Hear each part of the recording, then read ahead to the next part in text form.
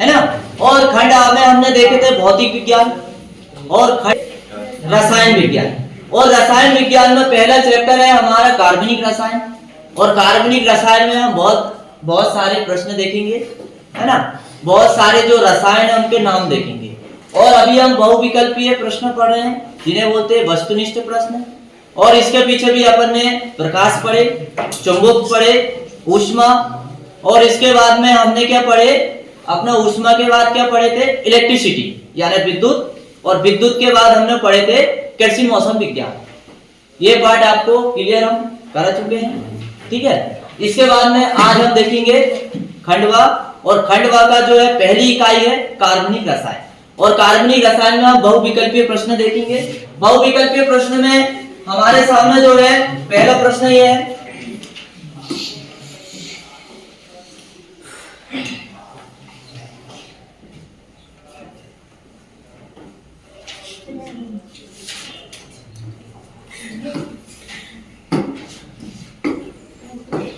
पहला प्रश्न ये है मीथेन की संरचना होती है। पहला प्रश्न क्या है, मीथेन की संरचना होती है। तो मीथेन की संरचना होती है समचतुष्फलकीय। क्या होती है, समचतुष्फलकीय। आप इसको ऐसा देख सकते हैं जैसे मीथेन का जो है अणु सूत्र मीथेन का जो होता है वो होता है CH4। यदि इसको हम संरचना सूत्र लिखें,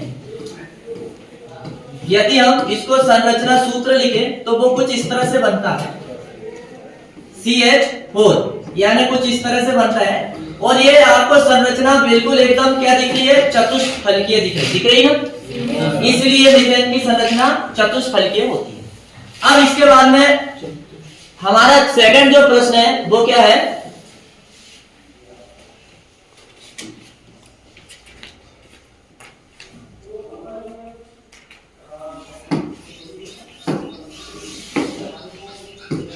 सेकंड प्रश्न है HCN तथा HNC में पाए जाने वाले समवायता है।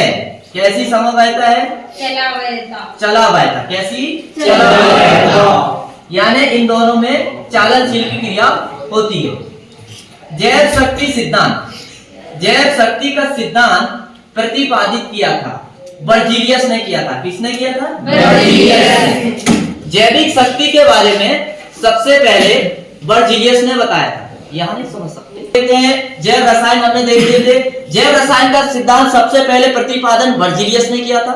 बर्जीलियस ने ही जैव रसायन के बारे में सबसे पहले बताया कि जैव रसायन होता क्या है, इसके बारे में उन्होंने बताने का प्रयास किया। अब इसके बाद में हम देखते हैं हमारे पास चौथा प्रश्न है बहुविकल्पीय प्रश्न। और वो क्या है कि प्रयोगशाला में सबसे पहले कार्बनिक यौगिक का निर्माण किया गया था। और वो किसका किया था, यूरिया। किसका किया गया था, यूरिया। और यूरिया का जो है सबसे पहले जो है यदि हम देखें तो 1918 में, किसने, 1928 में एक व्हीलर नामक के वैज्ञानिक थे। तो इन्होंने मूत्र से यूरिया की खोज की थी। जो मनुष्य का मूत्र रहता, पशुओं का मूत्र रहता, उसमें एक अमोनिया पाया जाता है। उससे इन्होंने खोज करके यूरिया के बारे में पहली बार खोज की थी। इसीलिए यूरिया को क्या बोलते हैं, कार्बनिक खाद बोलते हैं। क्या बोलते हैं, कार्बनिक खाद। बनती कारखाने में है लेकिन खाद क्या बोलते हैं, कार्बनिक खाद, क्योंकि इसकी शुरुआत जो है कार्बन से हुई थी। तो चलिए यूरिया का आपको बहुत अच्छा समझ में आया होगा। यदि अब हम देखते हैं प्रश्न नंबर 5। क्या देखेंगे, 5 में हमारे सामने क्या दिया हुआ है, देखिए ग्लूकोज का अणु सूत्र है। ग्लूकोज का अणु सूत्र है। तो ग्लूकोज का अणु सूत्र तो ये होता है C6H12O6, यही होता है। यदि थोड़े सा भी यदि हम ध्यान दें तो इसका हम संरचना सूत्र देख सकते हैं, संरचना सूत्र। और ये पेपर में आता है, ग्लूकोज का संरचना सूत्र बनाइए, ये पेपर में आता है। तो यहाँ पर कार्बन की संख्या कितनी है, 6। 1 2 3 4 5 और ये 6। फिर इसके बाद में आप मुझे याद करवाइए कि हाइड्रोजन की संख्या कितनी, 12। 1 2 3 4 5 6 7 8 9 10 11 और ये 12 और ये ग्लूकोज डबल बॉन्ड से जुड़ता है। कितने बॉन्ड से? ये डबल का निशान लगा दिए। अब इसमें आप हाइड्रोजन बिठा दीजिए। 1 2 3 4 5 6 7 8 9 10 और ये 11 और ये 12। अब हमारे पास हमने हाइड्रोजन को बिठा दी, तो अब हमारे पास क्या बचा है? ऑक्सीजन बचा है। तो 6 ऑक्सीजन को बिठाना है। ऑक्सीजन को सामने बिठाया जाता है। 1 2 3 4 5 और ये 6। यही 6 बिठा दिया हमने। आप इसको इस तरह से बिठा सकते, कोई जरूरी नहीं, इधर भी आप बिठा सकते हो, यहाँ जहाँ भी जगह है वहां आप बिठा सकते हो। हाइड्रोजन की संख्या होगी 12। 1 2 3 4 5 1 2 3 4 5 5 दूनी 10 11 और 12। ये O का स्थान कहीं भी चेंज हो सकता है, ये इनके साथ भी ये बैठ सकता है। ठीक है, इतनी बात समझ में आई? तो ये इसका क्या होता है? संरचना सूत्र। किसका? ग्लूकोज का। किसका संरचना सूत्र है? ग्लूकोज का। अब इसके बाद में हमारे सामने अगला क्या दिया है? एरोमेटिक दिया। क्या दिया? एरोमेटिक। तो एरोमेटिक यौगिक है बेंजीन। बेंजीन क्या है? बेंजीन। एरोमेटिक मतलब ऐसा यौगिक जिसमें सुगंध आती है। जिसमें क्या होता है? सुगंध आती है ना। मतलब जो बेंजीन जो है ऐसे रसायन में आता है जिसको सुगंध आती है। तो एरोमेटिक का मतलब ये होता है एरोमा। क्या होता है? एरोमा।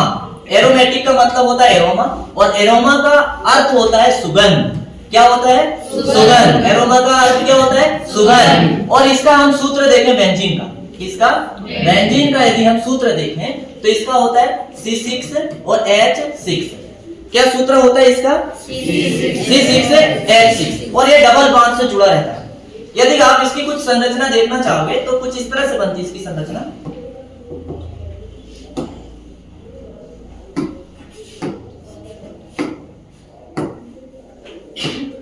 देखिए बेंजीन का अपन सूत्र देखते हैं। क्या होता है? C6H6। ये किसका सूत्र है? बेंजीन का। और ये बेंजीन एक एरोमेटिक यौगिक है। इतनी बात समझ में आई थी अपन को?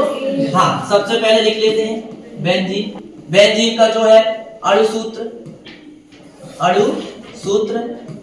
क्या होता है बेंजीन का? C6H6 ये होता है। यदि आप इसको संरचना सूत्र लिखना चाहो तो बड़ी सरल है। संरचना सूत्र यदि लिखना चाहो तो बड़ा सरल।